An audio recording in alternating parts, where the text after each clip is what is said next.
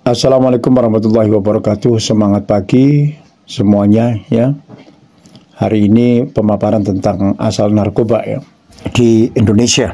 Asal narkoba itu dari kawasan segitiga emas Golden Triangle memang jadi salah satu topik penting ya dalam sejarah peredaran narkotika. Segitiga emas adalah wilayah pegunungan yang mencakup perbatasan 3 negara Myanmar atau Burma kita sebut ya, Laos dan Thailand. Wilayah ini sangat terkenal sebagai salah satu pusat produksi narkotika terbesar di dunia. Jadi Myanmar itu paling dominan dalam produksi narkoba, Laos, Thailand dulu terlibat aktif tapi sekarang peran produksinya menurun. Jadi lebih mengarah ke distribusi seperti itu. Jenis narkoba yang dihasilkan opium, bahan mentah dari tanah opium, Papaver somniferum, diolah jadi heroin. Nah, seperti itu ya, opiumnya. Ini yang paling terkenal dari segitiga emas ya, diolah jadi heroin. Kemudian jenis narkoba yang dihasilkan yang lainnya heroin, diolah dari opium mentah jadi bentuk yang lebih kuat, sangat ediktif dan mematikan. Jenis ketiga yaitu metamfetamin dalam bentuk pil ya, dan kristal ya, sabu ya. Kalau dalam bentuk pil itu yaba. Produksinya meningkat pesat dalam beberapa dekade terakhir, terutama di Myanmar. Myanmar ini adalah salah satu produsen metamfetamin ya, terbesar di dunia saat ini. Kartel atau kelompok bersenjata di perbatasan Myanmar terlibat dalam industri ini sebagai bagian dari pendanaan konflik. Seperti itu ya. Distribusi narkoba dari sini bisa sampai ke Asia Tenggara, termasuk Indonesia, Asia Timur, bahkan ke Australia dan Amerika. Seperti itu.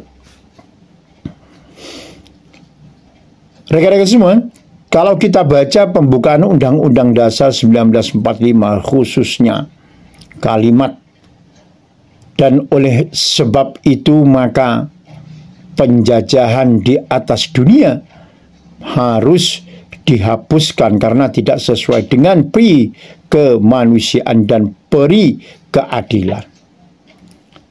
Secara ideal itu adalah semangat anti penjajahan dalam segala bentuknya. Tetapi in reality, dalam kenyataannya bentuk penjajahan zaman sekarang itu tidak selalu berupa kolonialisme fisik seperti zaman Belanda dulu, seperti zaman Jepang dulu. Sekarang bisalah kita sebut berupa penjajahan ekonomi. Ketergantungan pada hutang, perdagangan yang timpang, penjajahan budaya, nilai-nilai luar yang menyingkirkan kearifan lokal. Ya, bule-bule sekarang menguasai daerah-daerah ya, kita bisa tahulah di mana itu ya. Sehingga terkadang terkesan menyingkirkan kearifan lokal. Ya. Dan dari mana aja lah, bukan hanya bule ya. Penjajahan lewat narkoba ya, negara kita ini sekarang menjadi pasar besar. Generasi remaja, pemudanya, baik pria maupun wanita dirusak. Dan ini bentuk penjajahan yang halus tapi sangat merusak. Meskipun secara politis kita ini merdeka, secara mental, ekonomi, dan sosial, kita ini masih terus berjuang melawan bentuk-bentuk penjajahan baru. Penjajahan istilahnya soft kolonialisme. Seperti itu. Dan penjajahan gaya baru ini lewat degradasi moral. Ya, kita masih belum merasa ini, padahal sangat terasa sekali. Ya, seperti itu. Neokolonialisme lewat budaya. Ya, tidak pakai senjata, tapi lewat budaya dan cara hidup yang dibawa oleh negara-negara besar, termasuk lewat media, gaya hidup yang bebas, ya. Bisa juga sebenarnya lewat musik, lewat film, ya. Jadi moral bangsa bisa dirusak lewat normalisasi hal-hal yang dulunya tabu, sekarang malah dianggap biasa, ya. Free sex, pergaulan bebas, sudah seringkali melakukan perzinahan atau free sex, diistilahkan pacaran. Ya kok nggak nikah aja, seperti itu.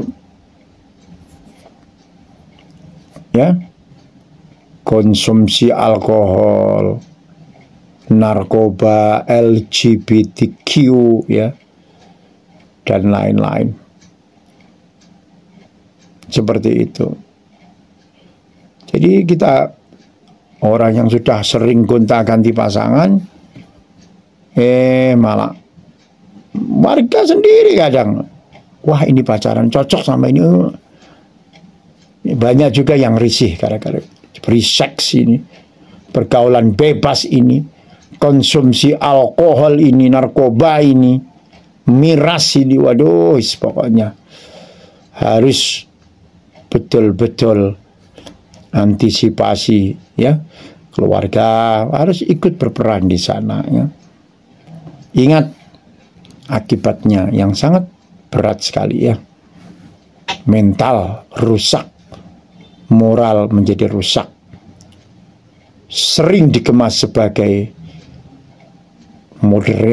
modernisasi, kebebasan individu, padahal ini bertentangan dengan nilai Pancasila dan ajaran agama. Ya, memang kita akui tidak semua boleh buruk, ya. Tapi dalam konteks ini oknum ya, ya, turis asing atau ekspat yang datang ke Indonesia lalu menjadikan tempat itu zona bebas norma, seakan-akan siapa yang mau berani mengganggu sama bule. Kadang bule memukul orang di tengah jalan karena habis nenggak miras, narkoba misalnya, ya. Kemudian seenaknya melawan polisi, seperti itu. Lalu gimana seperti ini? Ada yang membuka bisnis tempat hiburan malam, mengadakan pesta seks misalnya, atau bahkan terlibat dalam jaringan narkoba, ya. Jangan ada diskriminasi lokal di penjara sampai seperti itu, dihukum. Interlokal, bule-bule ini juga harus dihukum sama. Walaupun juga alhamdulillah ada yang sudah dijerat, ada yang dihukum mati kayaknya waktu itu, ya. Seperti itu. Jadi sering juga melanggar budaya lokal, ya. Tapi seolah kebal hukum karena dirasa mereka turis, dianggap membawa devisa, perlakuannya berbeda dengan masyarakat lokal yang sama-sama membawa narkoba misalnya, melanggar budaya lokal misalnya. Seperti itu. Ada yang bilang ini, ada yang bilang loh, ya. Saya belum lihat juga. Ada turis bikin konten tak senonoh di tempat suci, ya. Ada bule yang tertangkap bawa narkoba, kadang hukumannya terasa tidak sebanding dengan warga lokal. Jangan, sama saja ya. Saya kasih acungi jempol ya untuk polisi atau penegak hukum yang memperlakukan hukum secara sama ya. Jangan ada perbedaan. Sama-sama membawa narkoba, sama-sama melanggar, ya tetap ditindak dengan baik. Jangan kalah. Saya percaya polisi kuat, polisi adil ya. Demi keamanan, kenyamanan, seperti itu ya. Anak muda jadi tertarik meniru gaya hidup bule-bule karena dikira keren. Terjadi pergeseran nilai yang dulu dianggap aib, sekarang dianggap biasa ya. Muncul krisis identitas, mau jadi modern tapi kehilangan jati diri. Ya solusinya pendidikan moral, sosial, dan agama harus dikuatkan, terutama dari rumah, keluarga ya. Budaya lokal ya, religi harus dikuatkan ke anak-anak kita. Biar anak-anak kita kadang marah, bosen, aja ngomong udah tak, misalnya gitu ya. Kadang istri kita juga bela anak dan sebagainya. Udah terus kita sebagai kepala keluarga yang suami loh ya. Ibu sebenarnya juga harus membela suaminya kalau ada suaminya yang memberikan petuah-petuah penting untuk putra-putrinya. Agak membatasi misalnya demi keselamatan juga. Kalau udah jatuh, siapa yang jatuh tersungkur terhadap narkoba, alkohol, pergaulan bebas? Ya orang tua juga yang bingung. Sekolah itu berperan penting. Pelajaran itu mungkin bisa didapatkan dari referensi buku, referensi Google. Moral ini moral yang harus ditingkatkan. Ya. Guru harus memberikan tauladan yang baik juga. Jangan malah pacaran misalnya, berselingkuhan misalnya. Itu kan nggak bener ya. Atau guru malah merokok di depan siswa-siswinya, bahkan minum narkoba, bahkan mungkin pergi ke tempat-tempat seperti itu misalnya, diketahukan, atau malah mengajak siswa-siswi, ya jangan ya. Naudzubillah, jangan sampai ada ya. Saya yakin tidak ada, mudah-mudahan begitu. Harus menjadi tauladan, beri petuah-petuah, kalimat-kalimat yang baik. Dan berikan itu contoh-contoh efek negatif terhadap mental, terhadap moral, terhadap budaya lokal, terhadap orang tua, agama, terhadap Allah Subhanahu wa Ta'ala. Itu berikan itu ya, secara pelan-pelan, step by step, biar selamat adik-adik didik kita ini. Seperti itu santri-santri. Nah, solusinya lagi penegakan hukum yang tegas tanpa pandang bulu yang saya maksudkan tadi. Baik lokal maupun bule-bule itu ya. Jangan kalah dengan mereka. Kan sudah ada landasan hukumnya. Peraturan pemerintah ya, dengan SEMA dan lain sebagainya, undang-undang sudah ada seperti itu ya. Solusinya lagi filter budaya luar. Jangan semua diadopsi mentah-mentah ya. Jangan semua diadopsi mentah-mentah. Media dan konten lokal yang kuat bisa tandingi pengaruh luar ya. Ucapan-ucapan saya di konten ini juga menandingi mereka, walaupun kayaknya tidak berpengaruh, tapi saya tetap berjuang ya melalui konten ini. Jangan lupa subscribe ya, tonton konten ini. Seperti itu. Ada yang bertanya, kenapa rasanya, anak-anak muda ditanya, rasanya semua ini nggak terbendung, Mas, Pak, Mister, ya. Jadi ini menyentuh dua poin penting sebenarnya, konsumerisme dan bandar yang ambil peluang. Ya, jadi kok terasa tak terbendung, terus-menerus ada, bahkan ada konten yang menantang, silahkan bakar, kami masih bisa menyediakan, silahkan dihanguskan, mau minta berapa kami masih bisa menyediakan. Sampai ada yang berucap seperti itu. Ya, Anda lihatlah di media ada itu. Ya. Jadi rekan-rekan semua, penduduk, ya, jumlah penduduk kita ini lebih dari 270 juta ini. Pasar yang gemuk, ya, buat narkoba, hiburan amoral, dan gaya hidup bebas, ya. Jadi ternyata tergantung dari kita-kita juga, ya. Ya, mana kita harus bisa membedakan mana itu yang amoral dan mengandung moral yang tinggi, seperti itu, ya. Jangan ikutilah seperti itu. Kasih tahu anak-anak kita, ya, harus menjunjung moral ketimuran. Sebab apa? Banyak anak muda yang gampang dan mudah terpengaruh karena krisis identitas, kurang edukasi moral, dan pengaruh media sosial, ya.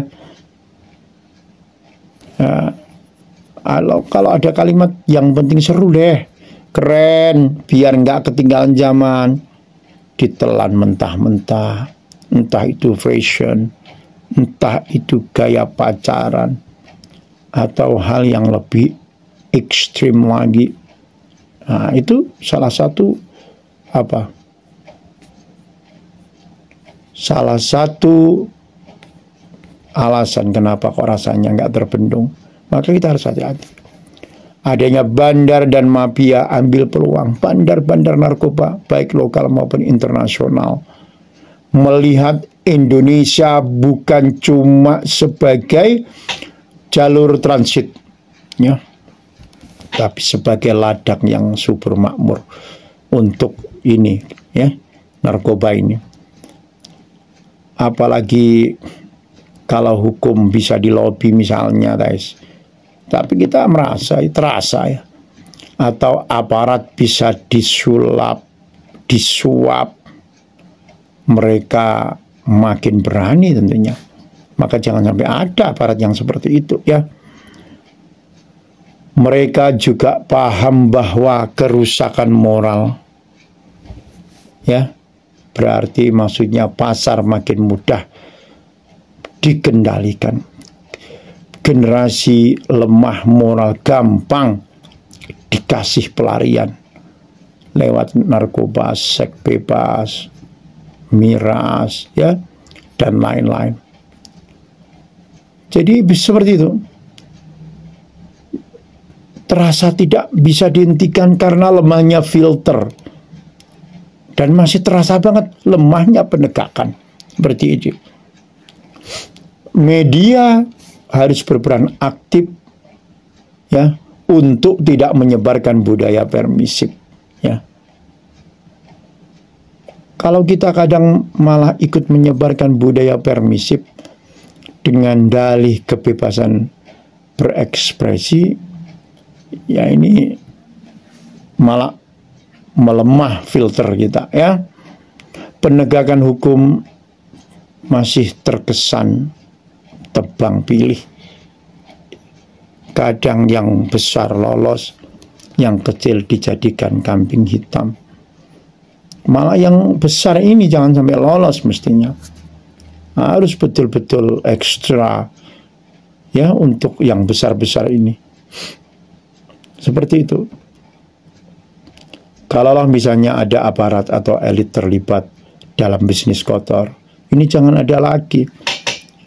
Untung di media TV itu sudah menyiarkan, dan media-media lain, ya, menyiarkan secara terbuka, ya, bagus itu. Ada aparat atau elit terlibat dalam bisnis kotor ini. Kalau masih ada lagi, ya, turunannya, ya, anak-anak buahnya yang mengikuti jalan kotor ini, ya sulit ya memberantas dari akar-akarnya. Makanya marilah bersinergi bersama-sama bagaimana untuk tidak terlibat dalam bisnis ini. Jeratannya, hukumannya harus lebih besar. Ya, seperti itu. Jadi ada juga penyebabnya kok tak terbendung nih narkoba. Kurangnya ketahanan sosial dan spiritual. Keluarga dan pendidikan yang mestinya jadi benteng moral kadang malah rapuh. Banyak yang sudah lelah hidup susah kadang ternyata alasannya akhirnya lebih mudah tergoda oleh hal-hal instan, termasuk narkoba dan gaya hidup yang hedonis misalnya, ya seperti itu. Jadi bagaimana cara mencegahnya, menyetopnya semua ini? Ya kita harus aksi, bertindak ya. Harus bertindak. Dari mana? Dari diri sendiri dan lingkungan terdekat.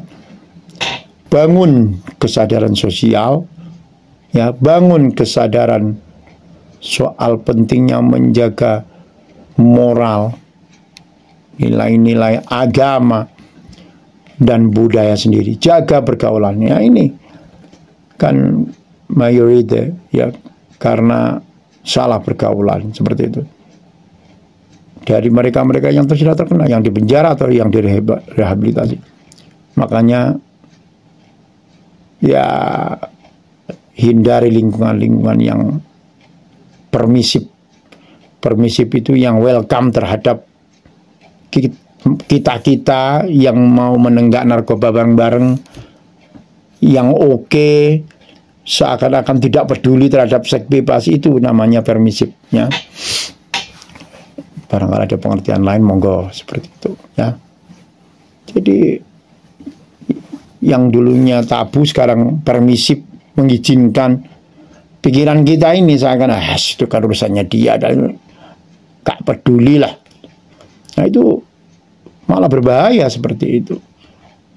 Mereka malah nantang, itu kan urusannya saya sendiri. Cuek aja wes. Mereka yang ngasih makan kita, dan mereka akan berkata begitu.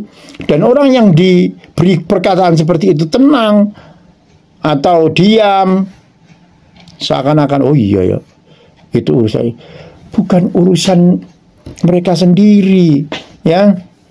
Yang rusak itu putra-putri kita, lingkungan kita, moral bangsa kita.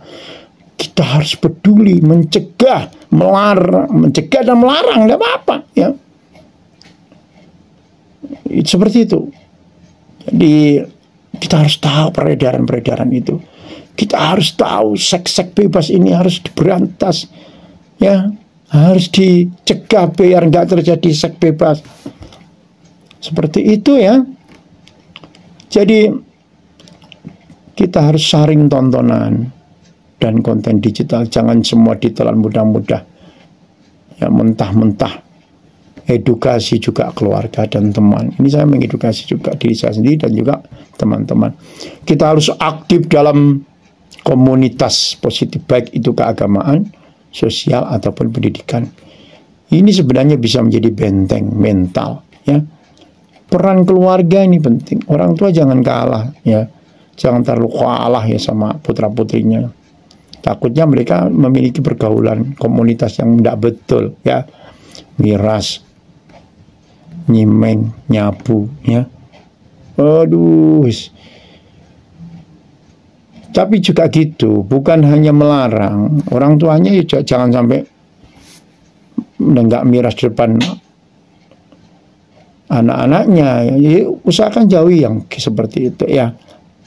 Kalau mau ngobrol dari hati ke hati, bukan sekedar ngatur-ngatur ya. Beri tauladan dari hati ke hati. Tuh, seperti itu ya. Makanya kirimkan ke lembaga pendidikan agama atau pengetahuan umum ya. Seperti itu ya. Kasih skill biar mereka bisa bekerja, biar bisa beraktivitas dalam masyarakat ya. Jadi pendidikan karakter di rumah itu sangat penting ya. Jangan semuanya diserahkan kepada sekolah. Harus ada ucapan-ucapan, kasih contoh, ya. Ajari mereka kerja. Kalau petani ajari macul, ajari memupuk, ya. Teknik-teknik nandur, tanam, merawat, menghilangkan penyakit. Panennya itu seperti ini, hasilnya nanti seperti ini. Ajari mulai sekarang. Kalau Anda punya toko, ajari cara harga-harga, kode-kode harga, barang-barang apa yang laku dan sebagainya. Kalau Anda seorang tukang cukur, ajari putra-putrinya untuk nyukur. Kalau Anda seorang fotografer dan videografer, ajari putra-putrinya ngedit dan memoto. Ajak mereka untuk syuting foto dan take photograph itu. Kalau Anda seorang pendakwah, ajak anak-anaknya itu agar anak-anaknya juga menjadi para pendakwah. Seperti itu. Getok tularkan ilmu Anda. Kalau Anda ini seorang penjahit, ajari anak-anaknya. Itu juga sekolah. Ya. Anak sekolah yang berhasil itu kalau orang tuanya petani, panennya misalnya 10 karung. Berkat anaknya diajari menjadi 15 karung. Itu berhasil anaknya. Menjadi penjahit biasa, menjadi desainer terkenal, itu sip. Tukang cukur barbershop menjadi seorang styler yang hebat, ya, dengan bisa mengembangkan ilmu rambut A, B, C, dan E, ya. Kalau Anda seorang jangan bilang iya kalau punya bakat. Enggak, bakat itu bisa raih dari kebiasaan, ya, seperti itu. Kalau Anda seorang supir, ajari anakmu supir, barangkali dia lebih hebat supirnya, jadi supir pribadi atau punya mobil sendiri biar tidak mudah kecelakaan dan sebagainya. Itu seperti itu. Jangan jauh-jauh, ya. Kalau Anda ilmu manajemennya bagus, ajari putra-putri Anda, itu insya Allah mereka akan sibuk dengan ajaran-ajaran skill, keterampilan yang Anda miliki. Rugi, ya. Sampai nggak iri dengan tokoh-tokoh pendekar-pendekar dulu, bingung cari siswa untuk menelurkan, untuk menyalurkan ilmunya. Ini siapa yang meneruskan? Mereka sampai seperti itu, sehingga kadang salah, ya. Ternyata siswanya atau muridnya itu lebih kejam, kadang gurunya dibunuh, ya. Jangan sampai ada seperti guru pendekar. Di film-film itu juga saya sering nonton film-film pendekar seperti itu. Ya, itu tergantung dengan moral juga. Jadi putra-putri kita ini, kalau sampean pinter Fatihah, ajari putra-putrinya Fatihah, karena dipakai untuk sholat dan mengalir ke kita seperti itu di kuburan kita, di alam barzah kita, seperti itu. Ajari putra-putri kita kebaikan. Ajari kesabaran Anda di dalam menyelesaikan permasalahan. Itu ajarkan caranya, sikap kesabaran di dalam menyelesaikan masalah-masalah itu. Seperti itu, walaupun datang dari sekolah, keterampilan dan sebagainya, orang tuanya berperan. Kebaikan keterampilan Anda ini apa? Tukang kayu, tukang batu, ajari juga putra-putrinya. Ajak ngeluluh dulu, ya, misalnya jadi pembantu tukang, nanti akhirnya bisa, ya. Sopir, anaknya suruh ngerenek dulu cara keselamatan kerja, ya, keselamatan kerja seperti apa. Semua pekerjaan itu ada keselamatan kerjanya. Tidak korupsi, tidak ngawur dalam nyopir, keselamatan, punya SIM dan sebagainya. Ya. Seperti itu. Kalau dia seorang leader, ajari putra-putrinya itu menjadi leader hebat. Jadi saya yakin kalau orang tuanya menggetuk tularkan ilmu kebaikannya itu kepada putra-putrinya, anaknya ini akan gampang bertumbuh, gampang sukses. Lihat rekan-rekan Cina, rekan-rekan Arab itu, rekan-rekan yang berhasil. Mereka begitu menggeduk tularkan ilmunya, ilmu matematika. Itu orang tuanya yang pinter ya, mengajarkan. Penghafal-penghafal Al-Quran itu orang tuanya yang kadang pinter membimbing ya, sorokan, mengamati, meneliti. Orang-orang tuanya yang tukang itu, anak-anak yang tukang, biasanya orang tuanya mengajari juga lebih cepat ya, lebih cepat. Ya harus sabar tapi cara mengajarnya ya. Seperti itu. Perkuat pendidikan sekolah dan pendidikan umum ya. Jadi kurikulum bukan cuma akademik ya, tapi juga bina karakter dan logika berpikir kritis. Peran media ini penting ya. Konten kreator ini penting. Seperti saya ini harus mengajarkan, memaparkan kebaikan-kebaikan seperti itu ya. Tidak bisa kita hanya bisnis belaka ibaratnya gitu ya. Enggak, jangan. Tapi kita ini harus mendidik dan berakar budaya ya. Lawan balik harus negatif dengan kampanye moral, sosial dan spiritual yang kekinian. Edukasi digital literasi biar orang tahu mana yang berpengaruh buruk dan mana yang baik ya. Negara dan pemerintah menegakkan hukum tanpa pandang bulu, baik lokal, bule, keturunan apa aja ya, atau bahkan elit sekalipun tetap dihukum sama ya. Bahkan lebih berat mestinya karena mereka mereka yang elit-elit itu kan sudah paham ilmunya malah melanggar ya. Mereka yang terkadang polisi juga misalnya, penegak hukum juga melanggar, itu mestinya harus lebih berat seperti itu karena mereka sudah tahu hukumnya. Tutup celah hukum yang bikin bandar leluasa harus kita tutup ya. Yuk kita berupaya terus lah, harus berupaya terus. Kita investasi lebih kepada pencegahan seperti itu ya, ke rehab, edukasi, pemberdayaan masyarakat, sosialisasi misalnya, seperti itu ya. Seperti itu cara menangkalnya ya. Ada kerjasama antar negara untuk memutus jalur narkoba internasional ya. Gerakan masyarakat sipil ini penting, ajak anak-anak muda jadi agen perubahan ya, bukan korban zaman. Bangun komunitas anti narkoba, parenting, edukasi moral, literasi media ya. Bikin narasi alternatif yang kuat. Misalnya say no to drug, hidup bermoral itu keren, hidup bersih itu powerful ya. Sukses tanpa narkoba itu sangat keren misalnya seperti itu ya. Luar biasa. P4GN itu juga harus lebih aktif ya. Pencegahan, pemberantasan penyalahgunaan dan peredaran gelap narkotika ya. BNN, rehabilitasi lembaga-lembaga itu harus berperan. Para aktivis pencegahan narkoba itu harus lebih intensif ya. Seperti itu. Luar biasa ya.